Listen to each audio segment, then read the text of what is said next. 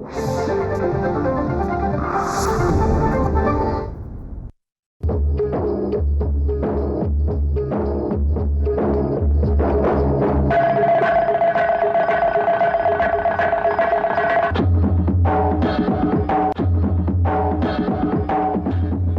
कार्यक्रम संग्रहित असल्याने ध्वनिचित्रमुद्रण सदोष असण्याची शक्यता आहे.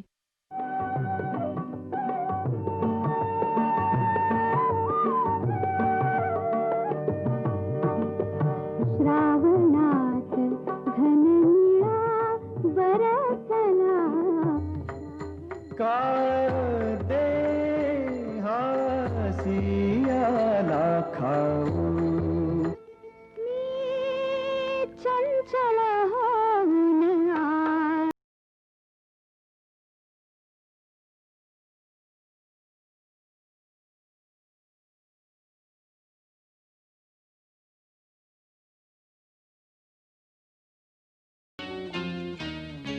सर्व सर्व विसरू दे नको पुन्हा. आकर्षक सुरावटींनी भावविभोर करण्याचं सामर्थ्य असलेले संगीत दिग्दर्शक श्रीनिवास खळे. स्वरविलासाचा उत्कृष्ट आणि मनोरम आविष्कार म्हणजे त्यांच्या संगीत साजानं बहरलेली गीतं.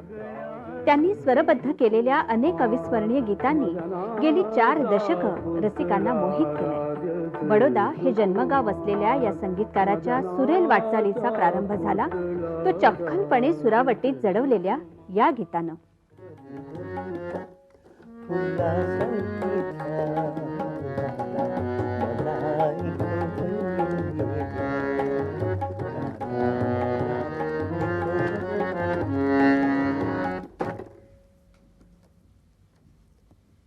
हे गाणं आशाताईंनी 1952 मध्ये केलं आणि ही माझी पहिली ध्वनिमुद्रिका होती. म्हणूनच मी आशाताईंचे खूप उपकार मानतो, कारण माझं काही नाव नव्हतं, अगदी नवीन.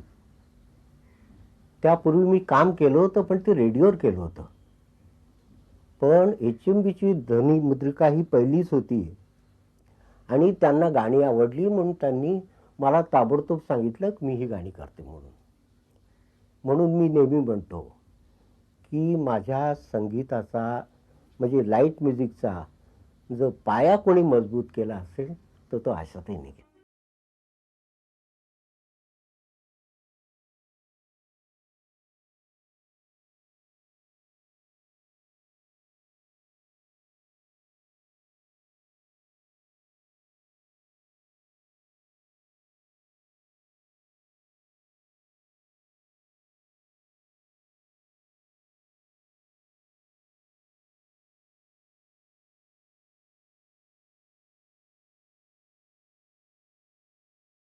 नंतर मी आशाताईंची बरीच गाणी केली, पण या गोरी गोरी पान आणि त्याच्या मागे एका तळ्यात होती, दोन्ही गाणी माडगुळकरांची होती. पण ह्याची एक हिस्ट्री आहे, इतिहास आहे की हे एका पिक्चर मध्ये ही गाणी होती. त्याचं थोडक्यात सांगायचं म्हणजे माझं काहीच नाव नव्हतं. हे 1950 मधली गोष्ट. आणि जो प्रोड्युसर होता त्यांनी मी म्युझिक डायरेक्टर म्हणून त्यांनी ठरवलं होतं, परंतु अण्णांनी म्हणजे माडगुळकरांनी त्यावेळेला ऑब्जेक्शन घेतलं. आणि ते बरोबर आहे एका दृष्टीने, कारण माझं नावच नव्हतं. त्यांना असं वाटलं की हा नवीन मनुष्य आहे आणि हा काय करणार, कारण ती टीम मोठी होती. राम गवाले डायरेक्टर होते. त्यावेळची मोठी जोडी म्हणजे सुलोचनाबाई आणि विवेक. तर नॅचरली त्यांना असं वाटलं असेल की बघ, कथा, पटकथा, संवाद, गीते गदी माडगुळकर, डायरेक्टर राम गवाले, आणखीन सुलोचना, आणखीन विवेक, आणि हा म्युझिक डायरेक्टर कोण, श्रीनिवास खळे, ज्याचं नाव पण नाही ऐकलं. ते बोलले मी गाणी नाही देणार. तो मोठा प्रश्न पडला प्रोड्युसरला. त्यांनी सांगितलं असं काय करता, मी माझं पिक्चर आहे, मी काय असं उगीच काय एक्सपेरिमेंट करीन का, फार चांगलं कंपोज करणार आहे. तर म्हणे नाही नाही मी नाही देणार. ठीक आहे बोललं, तुम्हाला गाणी घ्यायची असतील तर मग दुसरं कोणाची तरी घ्या. त्याच्यानंतर राम गबाले एकदा प्रोड्युसर बरोबर घरी आले आणि त्यांनी माझी काही कॉम्पोजिशन्स ऐकली आणि मग त्यांनी मला एवढं सांगितलं की काळजी करू नका, पिक्चरचं संगीत तुम्हीच करणार, माडगुळकरांना मी सांगेन. आणि अशा रीतीनं मग अण्णा तयार झाले. आणि जेव्हा अण्णांनी गाणी ऐकली त्यावेळी मात्र अण्णा अगदी मला मिठी मारली. मला बोलले, अरे काय छान गाणी केलीस, अप्रतिम गाणी केलीस. आता तुला एखादं गाणं नको असेल तर मला सांग, मी 10 वेळा लिहून देईन. अशा रीतीने अण्णांचे आणि माझे मग संबंध आले.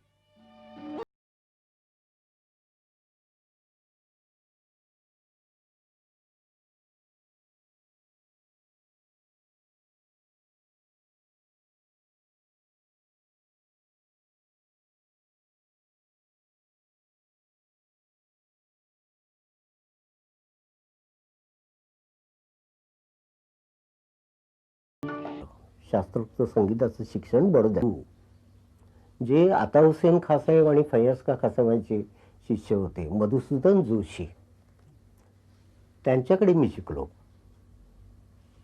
सयाजीराव महाराजांनी त्यावेळेला बडोद्याला संगीत महाविद्यालय जे उघडलं होतं त्याच्यात मधुसूदन जोशी हे ते शिकवायला होते. परंतु विद्यार्थ्यांना शिकवण्यासाठी महाराजांनी आता हुसेन खासाहेब, निसार हुसेन खासाहेब, फय्याज खासाहेब अशी बडी बडी मंडळी सगळी आम्हाला विद्यार्थ्यांना शिकवायला होती. हे आमचं आम्ही भाग्य समजतो. पण तरी पण मी एक सांगेन, हे जरी मोठे गायक होते तरी जे खरं शिक्षण मिळालं ते माझे गुरु मधुसूदन जोशी यांच्याकडूनच. त्यानंतर ऑल इंडिया रेडिओमध्ये मी बरंच काम केलं आणि त्यामध्ये मला नवीन नवीन आर्टिस्ट मला घेता आले. ज्याप्रमाणे अगदी मोठे आर्टिस्ट मी अद्यापन रेकॉर्ड केले, त्याप्रमाणे लहान लहान आर्टिस्ट मी ऑल इंडिया रेडिओ काय किंवा HMVत देखील मी खूप आर्टिस्ट केले. अगदी म्हणजे पंडित भीमसेन जोशी काय, लता मंगेशकर काय, आशा भोसले काय, त्याचप्रमाणे प्रल्हाद शिंदे, कृष्णा शिंदे यांचं देखील मी रेकॉर्डिंग केलेलं आहे.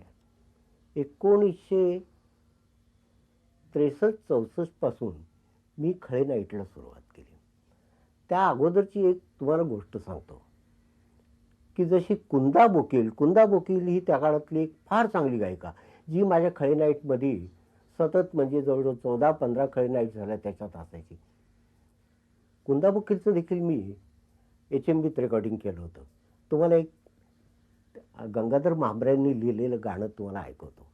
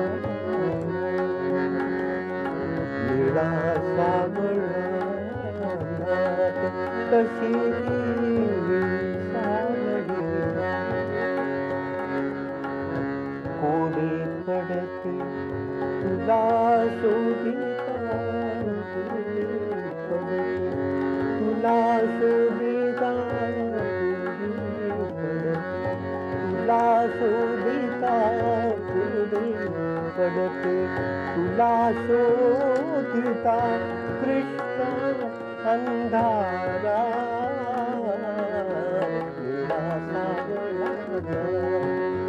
कशी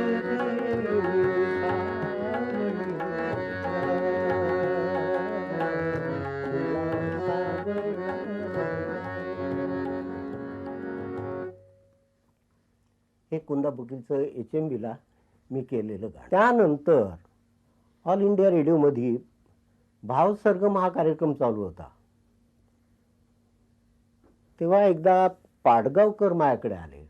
पाडगावकर म्हणे तुम्ही भाव सरगमला गाणं करा. मी म्हटलं माझी इच्छा नाही बा. तर नाही माझी इच्छा आहे, तुम्ही माझ्यासाठी करा. तेव्हा मी कबूल केलं. मग पाडगावकरांनी मला फोनवर गाणं ऐकवलं. ते गाणं म्हणजे शुक्रतारा मंदवारा. मला म्हणे जर पसंत नसलं तर तुम्हाला मी 10 गाणी लिहून देईन, पण म्हटलं इतकं गाणं छान आहे हे मी करणार. आणि मग मला विचारलं गेलं की कोण गाणार. तेव्हा AR दाते म्हणून एक ऑल इंडिया रेडिओत मुलगा गायचा. अर्थात मी त्याला पाहिलेलाही नव्हता. तर मी ठरवलं की मेल व्हॉइसला त्याला घ्यायचा आणि सुधा मल्होत्रा फिमेल व्हॉइससाठी. तारू बोलला गाणं कोणाचं आहे. म्हटलं मंगेश पाडगावचं. म्हणजे पाडगावकरांचं गाणं म्हणजे मराठी गाणं. हो, म्हणून मी मराठी गात नाही.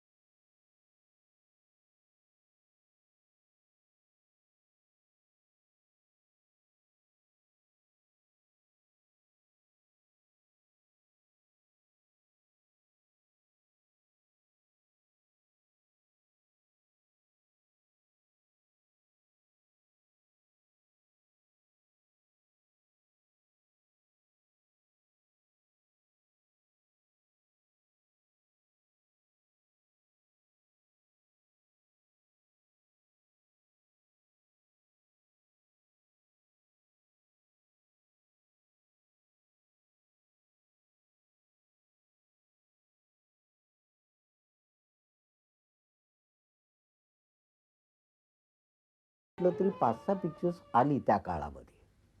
परंतु हेच होतं की मी नवीन असल्या कारणाने हे नको आहे आम्हाला, तुम्ही असं करा, मी तुम्हाला सांगतो या चालीवर करा, आणि ते मला पटणार नव्हतं. आणि म्हणून मी काय ते त्या जास्त भानगडीत पडलो नाही आणि मी पिक्चर्स घेतले. हल्ली देखील मला जवळजवळ नाही म्हटलं तरी 8-10 पिक्चर्स मी सोडली. का? हल्ली जे चाललेलं आहे की कुठच्या तरी रेकॉर्डवरून गाणं ती चाल उचलायची आणि ती घ्यायची, ते मला काय पटत नाही. त्याच्यापेक्षा काय कॅसेटच्या कामामध्ये मी जे करीन त्याची मला मुभा असते. आणि त्या आर्टिस्ट पण असे आहेत की ज्यांना माझ्याकडून माझं जे आहे ते गायचं असतं. त्याच्यामुळे मी कॅसेटचं काम जास्त करतो. आता नाही म्हटलं तरी त्या काळामध्ये मी सुलोचनाबाई चव्हाण यांची एक लावणी केली होती. तुम्ही आपल्याला ती लावणी ऐकवतो. कळीदार कपूर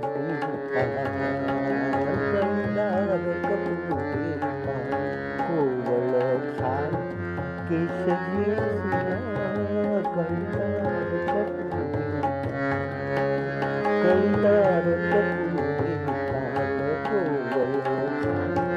केशरी रंगला रंगला काठ केवडा रंगला काठ केवडा वरखात सांगा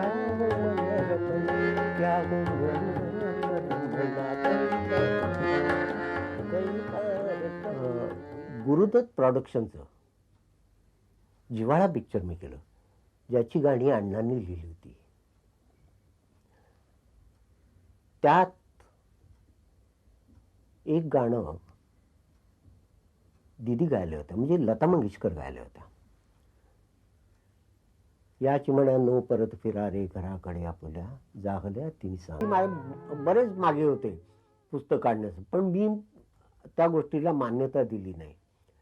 तेव्हा त्यांनी दीदींकडे म्हणजे लता मंगेशकर यांच्याकडे जाऊन त्यांना सांगितलं की तुम्ही सांगितलं तर ते नाही म्हणणार नाहीत.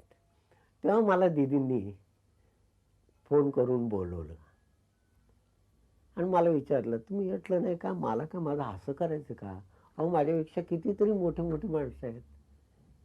त्यांचं पुस्तक म्हणे खळेसाहेब 100 पिक्चर केली म्हणजेच म्युझिक डायरेक्टर होतं अशातलं नाही. एक या चिमण्यानं करता आलं म्हणजे खूप झालं.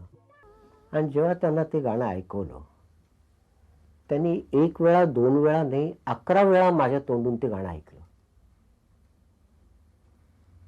आणि मला त्यांनी विचारलं, खळे अण्णा तू कविता करतोस ना? ते म्हटलं नाही. खोटं बोलू नकोस, तू कविता करतोस. म्हटलं अण्णा शपथ नाही करत. हरामखोर आहेस रे तू. माझ्या समोर कबूल करायचं नाही म्हणून नाही म्हणतो. म्हटलं अण्णा मी कोणाची शपथ घेतो, मी कविता करत नाही. अरे मग तुला कसं कळतं रे मला काय म्हणायचंय ते? ह्याच्यापेक्षा दुसरं कॉम्प्लिमेंट काय?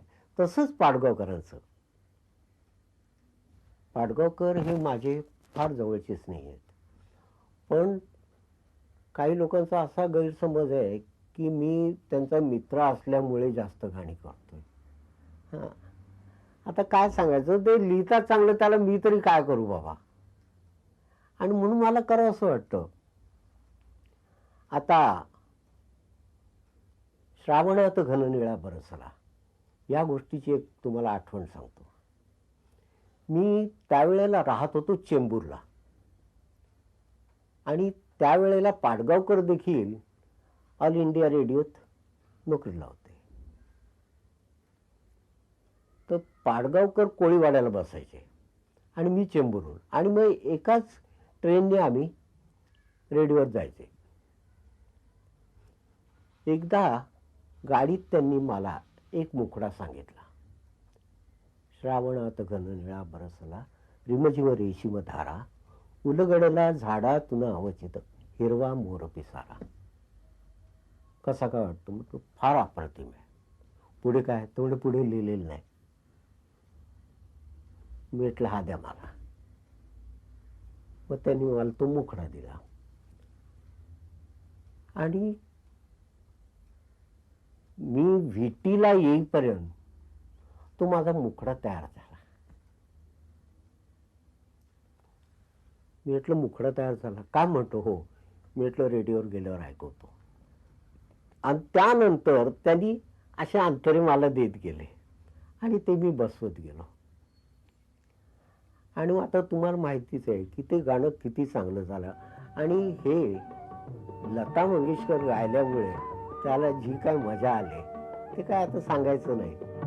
श्रावणात घननिळा बरसला, श्रावणात घननिळा बरसला, रिमझिम रेशीम धारा उलगडला, झाडातून अवचित हिरवा मोर पिसारा, श्रावणात घननिळा बरसला. अशी मी पाडगावकरांची नाही नाही म्हटली तरी बरीच गाणी केली. सुरुवात शुक्रतारापासून झाली, पण मग नंतर दीदींची झाल्या काही चुका, निज माझ्या नंदलाला, भाव भोळ्या भक्तीची ही एकतारी, आणि त्याच्यानंतर मग पिक्चरची 2 गाणी केली. एक सोबतीमधलं गाणं केलं, एक हे जिव्हाळ्यामधलं केलं. आणि त्यानंतर मला फार मोठा योग असा आला की मला दीदींची LP करायचा योग आला, आणि ते म्हणजे अभंग तुकयाचे गाणी केली. लहान मुलांची केली, भावगीतही केली, नाट्यसंगीत टाईप देखील काही गाणी केली. पाडगावकर अतिशय पाडगावकरांनी एका ठिकाणी लिहिलेलं पण आहे. काय आहे, माझ्या दृष्टीने जे कवी ज्या वेळेला प्रत्यक्ष गाणं ऐकवतो त्याच्यातूनच ती चाल उभी राहते. पण पाडगावकर काय म्हणतात, पाडगावकरांनी म्हटलंय की माझं गाणं खळेनी चाल केल्यावरच मला जास्त कळतं.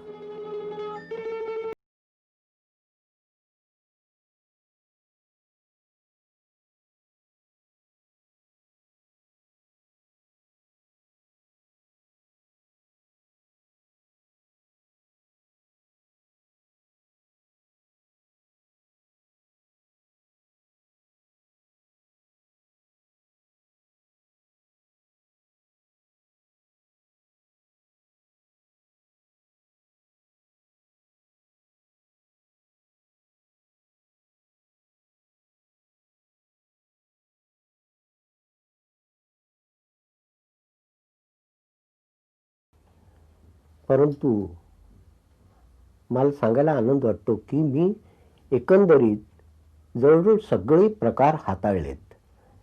उदाहरणार्थ लावणी, भावगीत, अंगाई गीत, समरगीत, त्याच्यानंतर नाट्यगीत. एवढंच नाही तर मी काही बंगाली गाणी केली. आरती मुखर्जी यांची बंगाली गाणी केली. मन्नादांची मी गुजराती गाणी केली.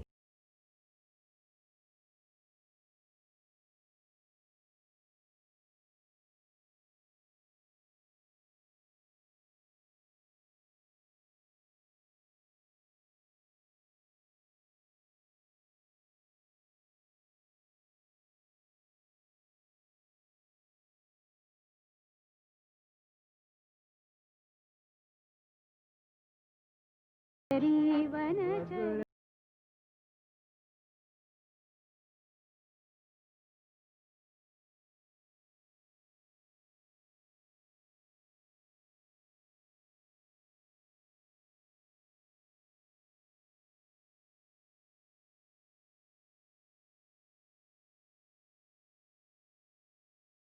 समर्पक सुरावटींनी गीतातील अव्यक्त भाव रसिकांपर्यंत पोहोचवण्याचं सामर्थ्य श्रीनिवास खळे यांच्या स्वरविलासात आहे. त्यांनी गीतांना दिलेल्या चाली समर्पक खऱ्याच, सतत मनात रेंगाळणाऱ्या, सहज आपल्यालाही गुणगुणता येतील असं वाटणाऱ्या, पण फक्त वाटणाऱ्याच कारण तालाचा डौल सावरत रसिकांना मंत्रमुग्ध करणाऱ्या खळेंच्या स्वररचना म्हणायला मात्र अतिशय अवघड असतात. सर्व सर्व विसरू दे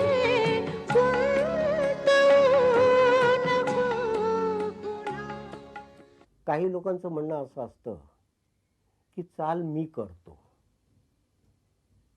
हे सगळं खोटं आहे. माझ्या मते तरी खोटं आहे.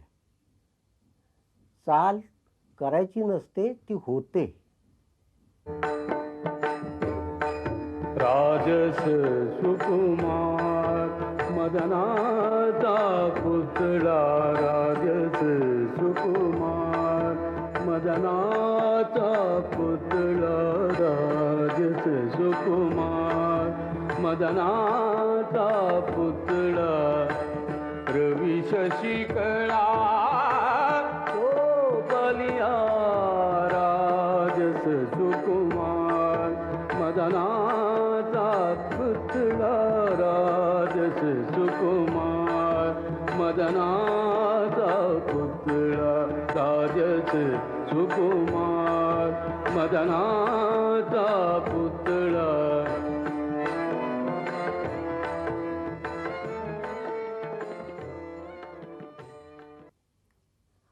एक गाणं आपण समजा घेतलं तर पहिली गोष्ट एक आहे की ते गाणं त्या कवीला काय म्हणायचंय हे तुम्हाला पहिल्यांदा कळलं पाहिजे. म्हणजे कवीला काय म्हणायचंय आणि तुम्ही काय म्हणताय ते खरं नाही ते. तर त्याच्यामुळे तुम्ही एकदा ते समजून घेतलं का मग एक तुम्ही ठरवता की आता हे काय आहे, हे सॅड सॉन्ग आहे, हे बालगीत आहे, हे हॅपी मूडचं गाणं आहे. मग त्या अंगाने तुम्ही एक स्केल ठरवता आणि ते स्केल ठरल्यानंतर तुम्ही पेटीवर हात टाकता. पेटीवर कशाला हात टाकता पेटी नसताना देखील चालू होतात ना. हा माझा अनुभव आहे आणि हा कैकांचा अनुभव असेल सुद्धा. तर मला काय म्हणायचं, म्हणजे ते आपसूक तुम्हाला सुचत जातं. मग समजा तो एक आराखडा असतो आणि तो आराखडा एकदा तुमच्या लक्षात आला, मग तो मोल्ड करायचा असतो. आणि मग अगदी म्हणजे माझ्या मते तर असं आहे की शेवटपर्यंत त्या चालीत सुधारणा होत होत जातात आणि मग ते गाणं तुमच्या पुढे येतं.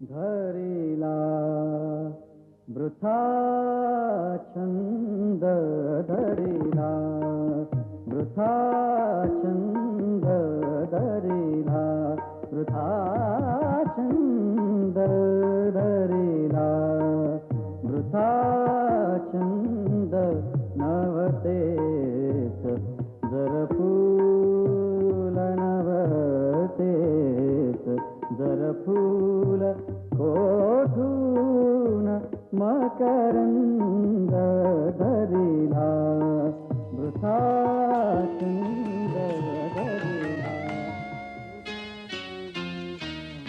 सर्व सर्व विसरू दे, गुंतवू नको पुन्हा. सर्व सर्व विसरू दे, गुंतवू नको पुन्हा. येत जीव एखादं गाणं द्या, तर ते गाणं कोण गाणार आहे याच्यावर अवलंबून आहे. ते गाणं कोणाच्या तोंडी आहे. जसं दर्जी आपल्या अंगावरचं माप घेतो आणि कपडे शिवतो, तसंच कंपोजरचं आहे. त्यांनी त्या समोरच्या आर्टिस्टच्या गळ्यात काय आहे हे ओळखून त्यांनी गाणं कंपोज करायचं असतं. परंतु त्याला अपवाद आहे. अपवाद म्हणजे दीदी आहेत, आशाताई आहेत आणि पंडित भीमसेन जोशी देखील आहेत. दीदी, आशाताई यांच्यासाठी करायची गाणी म्हणजे तो काय प्रश्न उद्भवत नाही, कारण ते रेंजही भरपूर असते. खाली मंत्र सप्तकात देखील सुराच्या दृष्टीने तर काय बोलायचंच नाही आणि तालाच्या दृष्टीने देखील, म्हणजे सगळ्या दृष्टीने जर बघितलं तर त्या दोन बहिणी म्हणजे ग्रेट. आणि अण्णांनी देखील माझी इतकी गाणी गायली, पण इतकी अप्रतिम गायली. आता खरं अण्णांच्या बाबतीत मी एकच म्हणेन, म्हणजे पंडित भीमसेन जोशींच्या बाबतीत त्यांचा पिंड लाईट म्युझिकचा नाही. ते आज किती मोठे शास्त्रोक्त गायक आहेत हे सगळ्यांना माहिती आहे. मी तर असं म्हणेन की ते आमचे अभंग गातात, आमचे भजन गातात, हे आमच्यावर उपकार करतात. प्रपन्नार्थी हरे प्रसीद देवी, प्रपन्नार्थी हरे प्रसीद देवी, प्रपन्नार्थी हरे प्रसीद देवी, प्रपन्नार्थी हरे प्रसीद प्रसीद.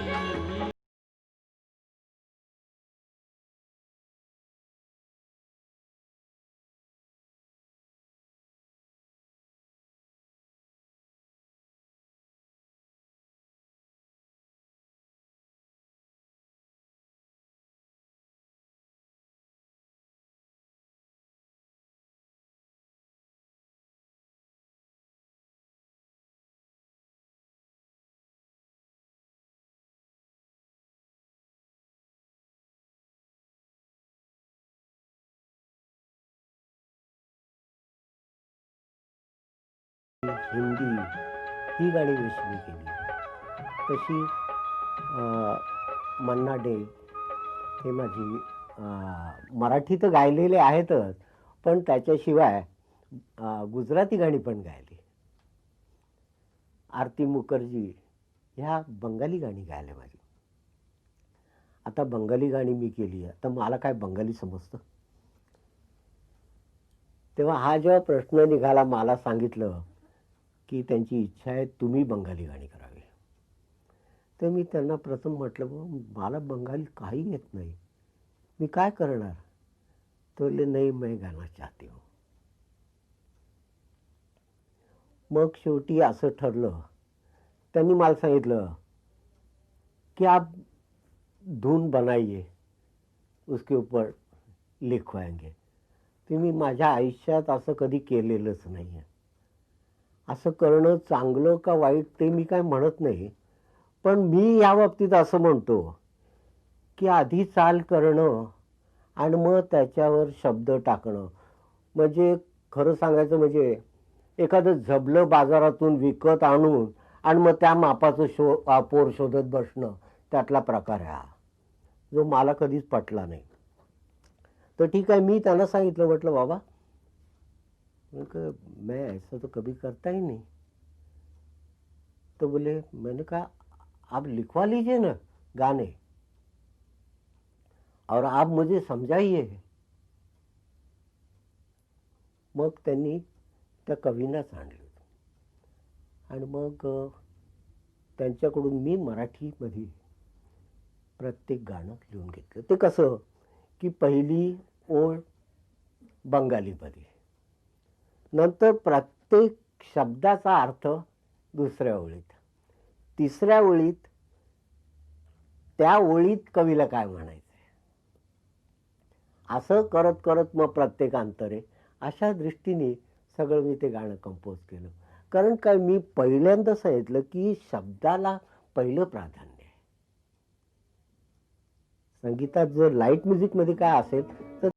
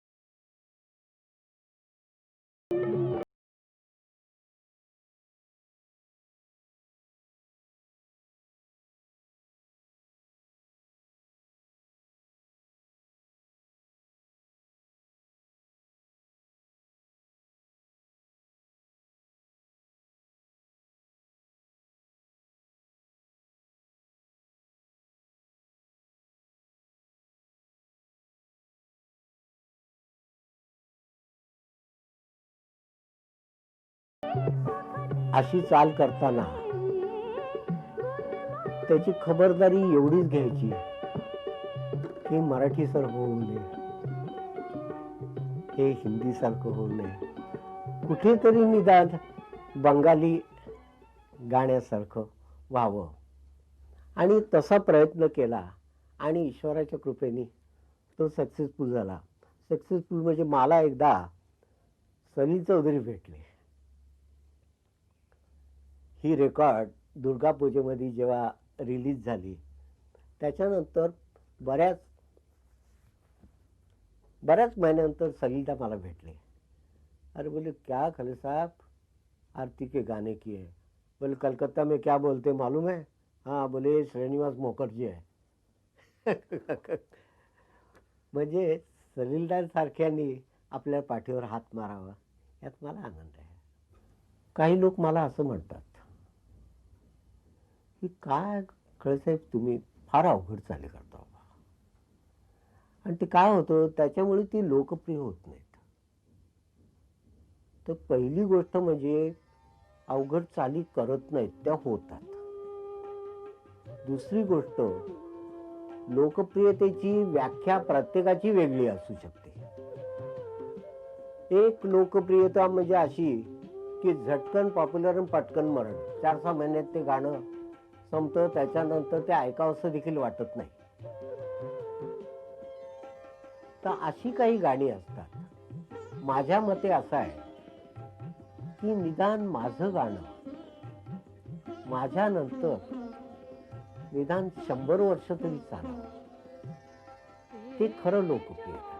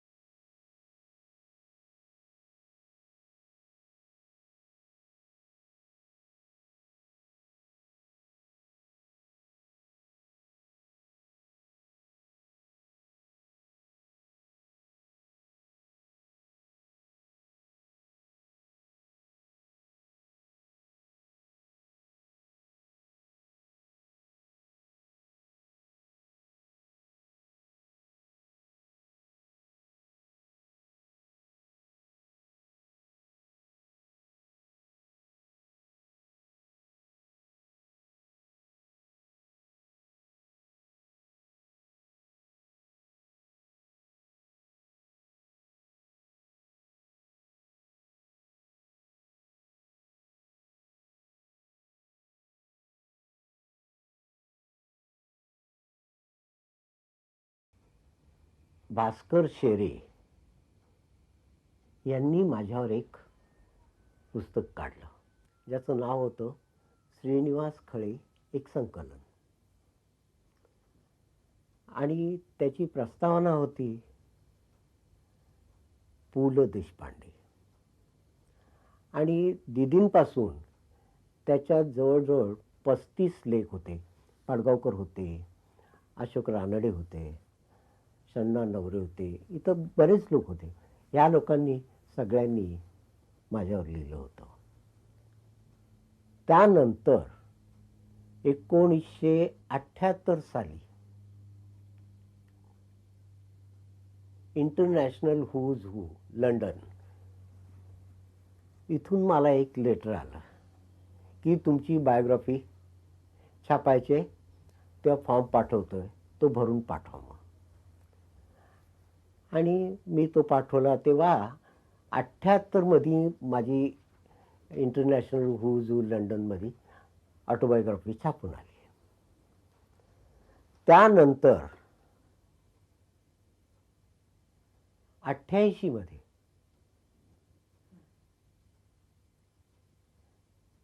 व्हॉइस ऑफ अमेरिकासाठी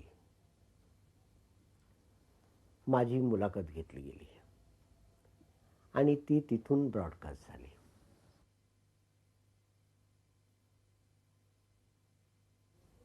ते बक्षी म्हणून कोणी ग्रस्त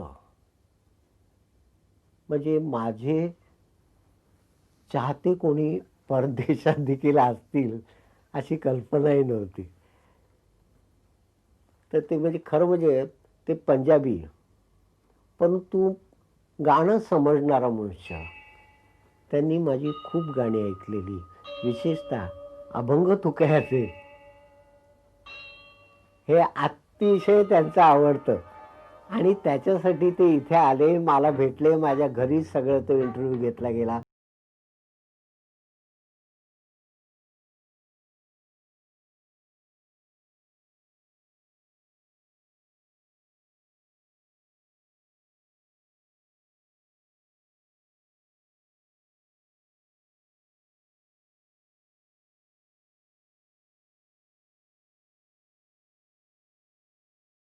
रे 1995 मध्ये माझ्या सांगीतिक कारकिर्दीला 50 वर्ष पूर्ण झाली.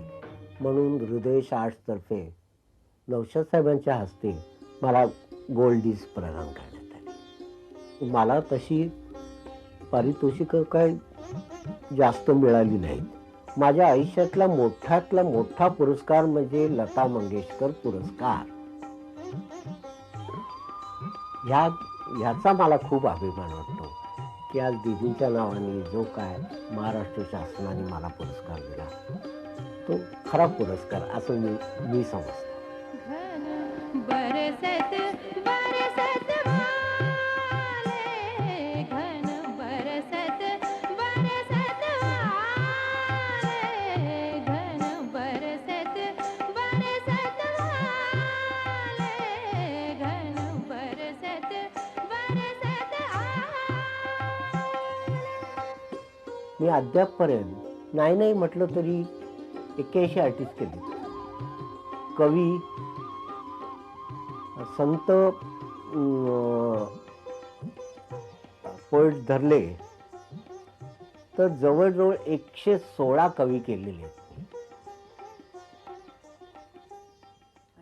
अगदी 81 गायक गायिका, अगदी लता मंगेशकर पासून ते थेट तुमचे प्रल्हाद शिंदे, कृष्णा शिंदे, विठ्ठल उमप असे बरेच गायक गायिकांकडून मी काम करून घेतले. असं एक लक्षात ठेवा, प्रत्येक म्युझिक डायरेक्टरला जसं वाटतं की आपण लता मंगेशकरचं गाणं करावं, आपण आशा भोसलेचं गाणं करावं, आपण पंडित भीमसेन जोशींचं गाणं करावं, तसं या लहान आर्टिस्टला असं वाटू नये का की खळ्यांनी आपलं गाणं करावं.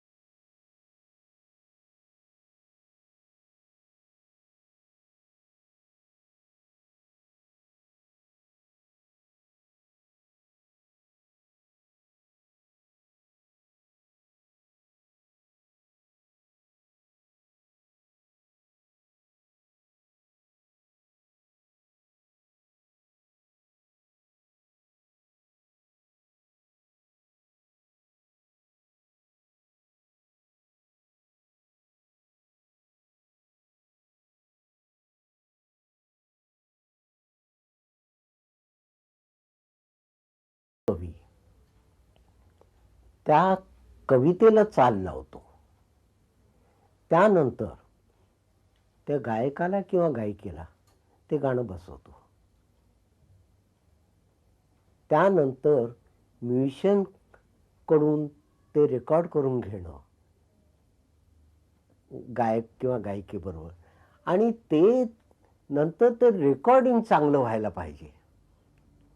आणि ते रेकॉर्डिंग चांगलं झालं का ते मग तुमच्यापर्यंत येऊन पोचतं, आणि तुम्ही मग जर त्याला दाद दिली तरच ते यश. म्हणजे या यशात आपण सगळे भागीदार आहोत हे लक्षात ठेवा, मी एकटाच नाही. आणखीन मला सांगायचं म्हणजे या यशात फार मोठी भागीदारी असेल तर ती माझ्या पत्नीची आणि माझ्या मुलांची. हे सगळं मी करतोय, पण ही गाणी ऐकायला पहिला जो समीक्षक आहे तो माझ्या घरातलाच आहे, आणि ती माझी पत्नी. मी गाणं कंपोज केल्यानंतर तिला ऐकवतो, आणि तिने एकदा ग्रीन सिग्नल दिला का मी पुढे चाललो, असं आहे. तिला पटलं तर ती हो बोलणार, नाही पटलं तर नाही म्हणणार. आणि तिने नाही म्हटल्यावर मी माझ्या गाण्याचे मुकडे बदललेले आहेत. मला 3 मुली आहेत. तिघींपैकी पहिली शमा, 2 नंबर संजीवनी. यांना दोघींनाही गाण्याचं अंग आहे. त्या दोघी गातात, त्यांच्या काही ध्वनिमुद्रिका पण निघालेल्या आहेत. अर्थात ते मुलांची गाणी आहेत. तिसरी जी आहे सोनाली, ती कांसेन आहे. तिला गाणं आवडतं खूप.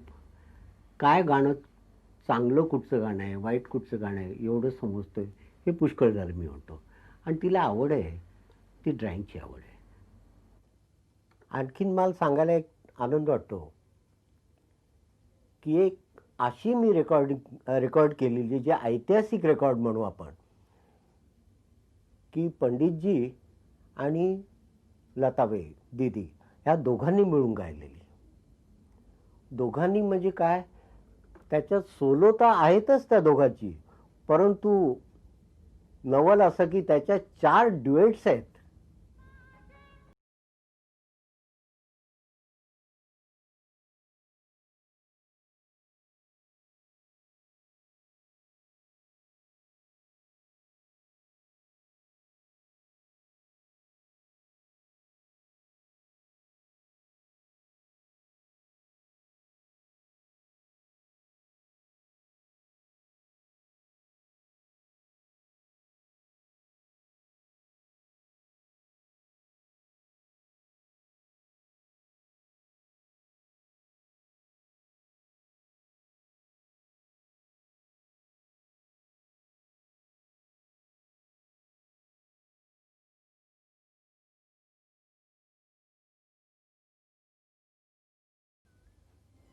जे काय मी आज करतोय ते त्याच्याच कृपेने असं मी मानतो आणि त्यात मी कृतार्थ झालो असं मी समजतो. आत्मरूप